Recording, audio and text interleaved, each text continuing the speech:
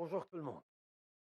Right now, a lot of people are sitting around the kitchen table with bills, trying to figure out what needs to be paid and how to plan for the coming month.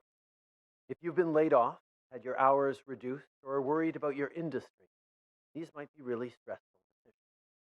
Far too many Canadians are having these tough conversations about finances and their future.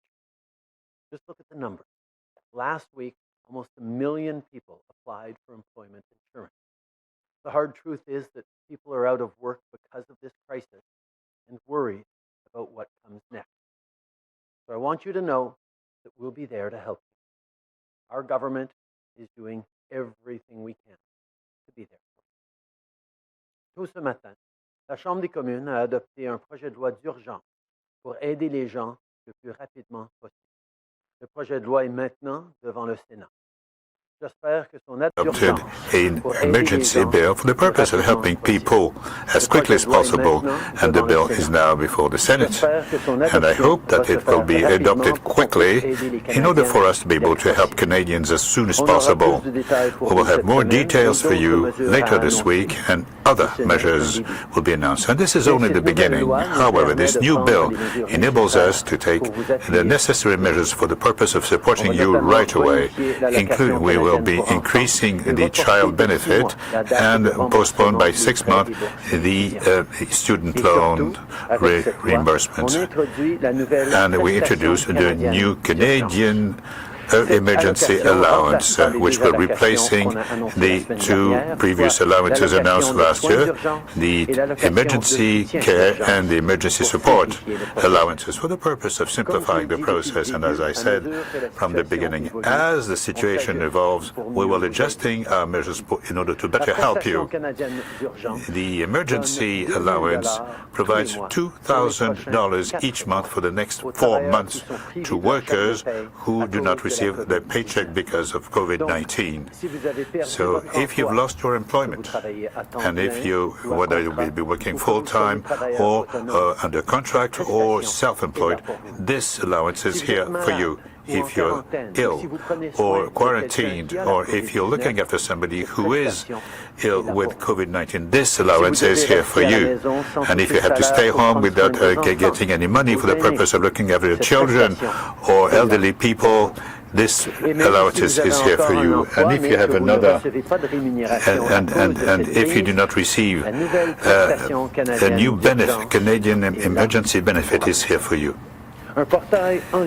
So we have an online portal for the purpose of making requests as quickly as possible.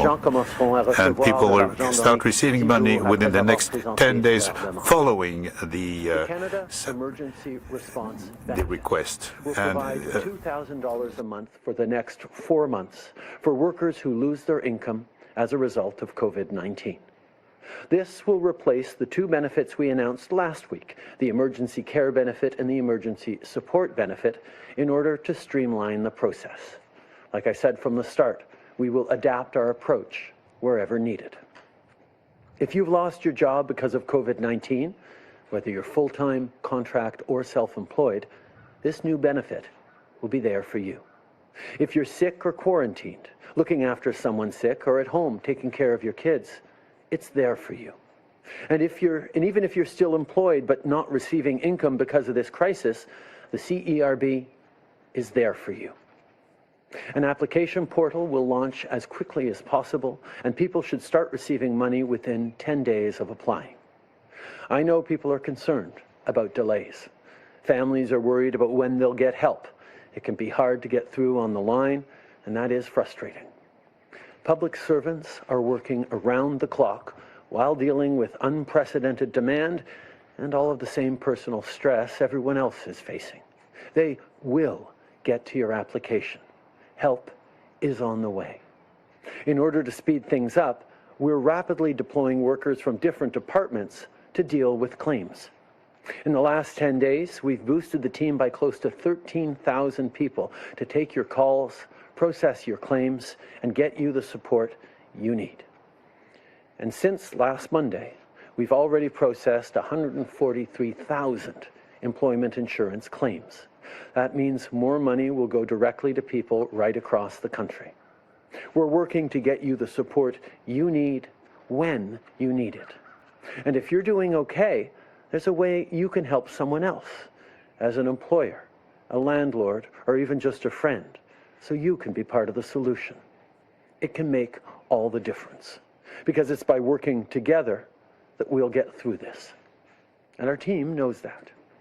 We're collaborating with the provinces and territories, as well as with First Nations, Inuit, and Métis Nation communities to coordinate our efforts and ensure that everyone is supported. Earlier this week, with the premiers, we also discussed testing for COVID-19. We know that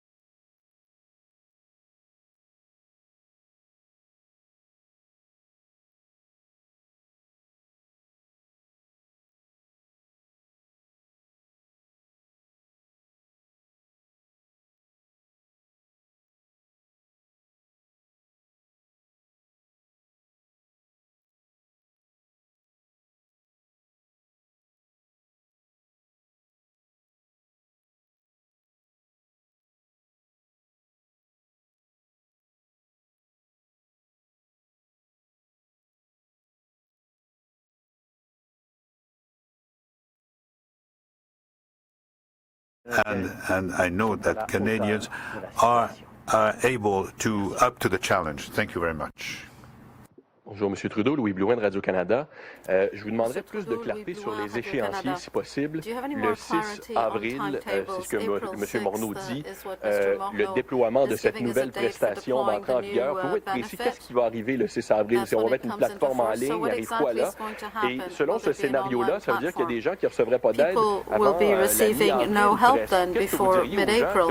What will you say to people who need help right now? On est en train de travailler dans une We situation are sans précédent. working, and this is an unprecedented situation. We know how much pressure there is to help people as quickly as possible, but we also recognize that a very large number of people need to be helped within a very short time, and we need to establish quick but reliable systems to achieve that. That is what the government is working on, and we are, in fact, hoping to have the system in place online for April 6th, with money flowing in the days, in the very few days thereafter. We hope to be taking applications even before April 6th, but that's the date we're working towards. As for people who need help, we are well aware that there are many in difficulty now. People who stopped working almost 2 weeks ago will not be getting their usual paychecks, so we're doing everything we can by providing better access to credit and other measures. We are listening, we are doing everything we can to be there, but we will all have to work together to get through this. We recognize that this is an unprecedented situation with an overwhelming amount of demand by Canadians to get money as quickly as possible. We need to make sure we're getting that money out quickly, but also reliably to Canadians, and that means doing things that government hasn't done before and scaling up our processes extremely quickly. We need to do that in a way that is going to be both reliable and quick, and that's why we're pulling together people from across government to get this done. We are hopeful that the system will be up and running by the 6th of April, and that checks or the direct deposits will be flowing days after that. We recognize that that is a ways off still, and there are people who stopped working a week and a half ago, 2 weeks ago, that are now receiving their last paycheck and not knowing when the next money is kind of coming in. We recognize that. We're looking for ways to help people bridge through credit or other measures their ability to make it to the arrival of the Canada Emergency Response Benefit, but we will continue to work diligently and rapidly to make sure we're helping every Canadian we can. Prime Minister Marika Walsh with the Globe and Mail. 60 business groups are calling on Canada to launch a wage subsidy that's in line with the UK and Denmark. So 70 to 80%, they say it would be much more efficient than the slow process that you're rolling out right now. You've been asked about this for several days now. Your question keeps being, things are still on the table, but people are laying off workers now. Now you seem to be saying that struggling businesses could choose to simply not pay their employees rather than laying them off, and the workers could then receive payments under this new benefit. Is that what you are urging struggling businesses to do, and why not go with the higher wage subsidy? We are absolutely looking at more direct help for businesses. We recognize that in an ideal situation, businesses wouldn't have to lay off people, and people wouldn't have to feel like they've lost their job and don't have a job to come back to after this crisis. So we are working with business groups. We are working with small businesses, hearing their concerns, looking very carefully at the models put forward in other parts of the world, like Denmark and Germany and others, and looking at how we can make that work or make equivalent things work here in Canada. We will have more to say on that in the coming days. Okay. Nous reconnaissons que dans une situation idéale, les gens ne perdraient pas leurs emplois à cause de cette situation, à cause de cette crise, que les employeurs ne devraient pas laisser aller des gens. Et c'est quelque chose qu'on est en train d'essayer de résoudre avec eux. On reconnaît qu'il y a des modèles qui fonctionnent en Allemagne, en Danemark.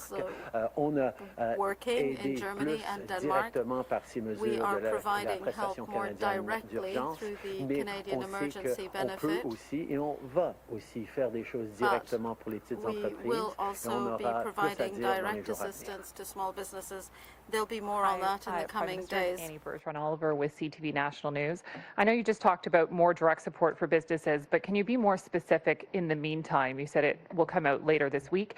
There are many businesses that have already laid off people. There are people at home who cannot afford to pay their rent, and those checks are due very soon. What specific aid is available right now for people who are sitting at home who cannot afford any of their bills? Well, for businesses, we moved very quickly to make credit available for them, to help them bridge through this time, to help them get the liquidity they need at a time of crisis and significant slowdown in the economy. For people at home, we recognize that loosening up rules around credit is also a possibility. We've taken certain measures on that. We know people are anxious. We know that their final paychecks from 2 weeks ago, from last week, are starting to come in now, and they don't know where the next one is going to come in or when the next one is come in. That's why the Canada Emergency Response Benefit is going to flow as a way of giving them $2,000 every month for the next 4 months so that we can get through this together. Bonjour, Raymond Filion de TVA. Monsieur le Premier ministre, vous en êtes maintenant votre 14e journée d'isolement. This is your 14th day of self-isolation. Does that mean you can emerge from it tomorrow? And is your wife still having symptoms? Thank you for your questions. Sophie's feeling much better, and the children and I still have no symptoms. We will continue making sure we follow all recommendations by health authorities. That means that every day we are following the recommendations. If things change, we will let you know. Good morning, Prime Minister. Janet Silver, Global News. With more than 1 million Canadians returning from overseas, especially in hotspots like Europe and New York City, why are we relying on the honor system and not using the Quarantine Act to isolate them, given we know that some people have boarded flights with symptoms just so desperate to get home? It is extremely important that everyone returning to Canada isolate themselves for 14 days. This is a measure that will both keep them safe and prevent further spread of coronavirus through Canada. This is something that we require of every single Canadian coming to this country. We will continue to tell people that. We will continue to highlight that. We will continue to require that of anyone coming into Canada, that they isolate at home for 14 days in order to protect everyone in the country. How can you require it if it's not mandatory? It is required for people to stay at home for 14 days. But it's not mandatory. Olivia Stefanovic, CBC News. Prime Minister, we've learned that sick Canadian travelers are masking COVID-19 symptoms to get through airport screening. Why does Canada not test temperatures, screen air passengers for fever, or use thermal screening at airports? Should there be thermal screening and consequences for those who mask their symptoms? We recognize that there are many concerns about passengers returning to Canada, which is why we're asking people to immediately isolate as soon as they get home. It is a requirement. We also know that there are different countries using various technologies, and we will continue to look at what is the best way to keep Canadians safe. There have been a lot of discussion around thermal screening and taking temperatures and spot checks. One of the lessons learned from SARS is that it is simply not as effective as the way people would like it to be, and it can sometimes give a false sense of assurance. This is what the best medical advice and best science advice we are getting is, but we are always open to hearing stronger or different science that says, or different recommendations that say it's worth, but we will make sure that what we choose to do, how we choose to deploy our resources are in the right way to actually help Canadians and actually arrest the spread of this virus. But Prime Minister, should there be testing and should passengers who are returning to Canada, should there be consequences for those who mask their symptoms? And should these passengers also be forced to sign a document to make sure they self-isolate? How can you ensure that? We know that people need to isolate when they land in Canada. They agree to an attestation in their processing when they arrive that they will self-isolate for 14 days. That is an important thing. And Canadians with symptoms will not be allowed to board flights coming home. That is a difficult measure, I know, for many people, for many families, but we need to make sure we're doing everything we can to keep Canadians safe. But some passengers are masking their symptoms. What are the consequences for that? We will continue to do what is necessary and have been explaining to people what it is they need to do in order to keep themselves safe and keep Canadians safe. On va maintenant passer aux journalistes sur la ligne. Modératrice, c'est à vous. Moderator. Merci. Thank you.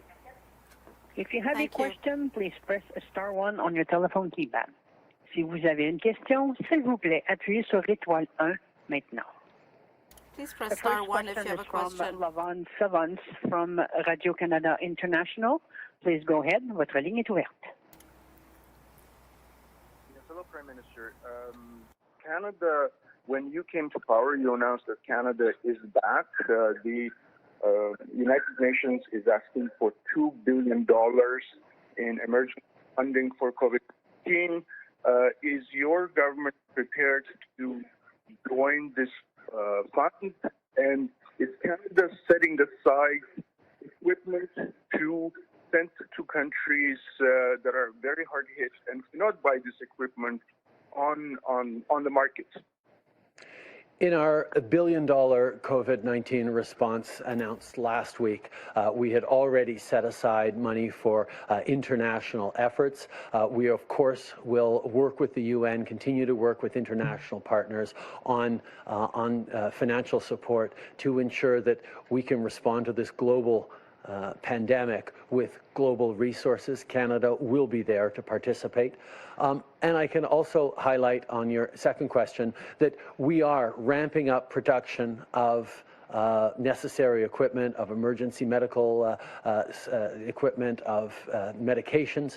We know that there is a potential need for much more in Canada, but there is certainly a need for much more around the world. And Canada will be part of the solution, not just to make sure that Canada has all the equipment and supplies needed for our citizens, so should the situation get worse, but we will have, hopefully, equipment and supplies to share with the vulnerable parts of the world that will desperately need help.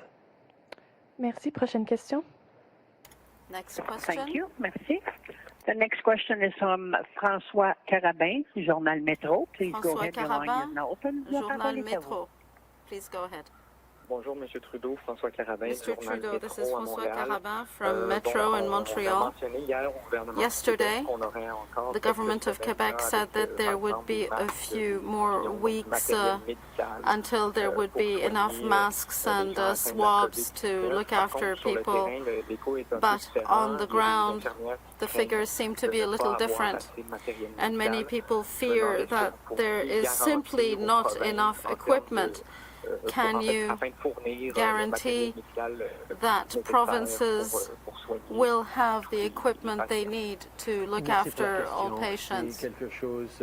Thank you for the question. This is something that we have discussed at length, that we talked about at length during my conversation with the First Ministers. We know that needs are different across the country and at different times. We will do everything we can to ensure that every site has the equipment it needs to meet the immediate needs. We do have equipment across Canada that we can try to share, but we have to continue with our current efforts to increase the volume of equipment and essential products in stock. That is what we are doing. More coordination among provinces and jurisdictions will be needed to make sure that we meet the needs of Canadians regardless of where in the country they may be. Thank you. Last question. Thank you. Merci.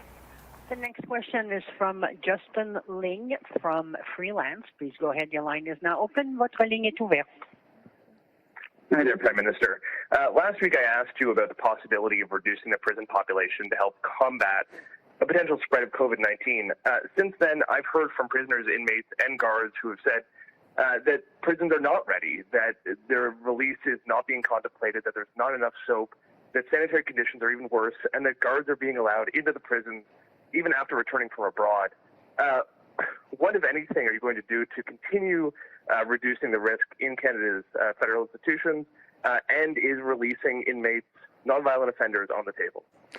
We recognize that the incarcerated population is at greater risk of contracting and spreading COVID-19. That is why we are working closely with Corrections Canada to ensure that we're looking at a broad range of measures to keep both those who work in our correctional facilities, but also those who are residents there, to make sure that we're doing things that will keep them safe. I have said multiple times we are not taking anything off the table in terms of options in order to keep Canadians safe, and we will continue our discussions with Corrections Canada to look at options and to look at ways that we're going to keep people safe right across the country, wherever they be. Je vous remercie beaucoup. C'est qu'est-ce qui mettra fin à la conférence de presse. Thank you. That is the end of today's press conference. Thank you. Thank you. Merci. Hello again, Peter Van Dusen. We've been listening to the Prime Minister and his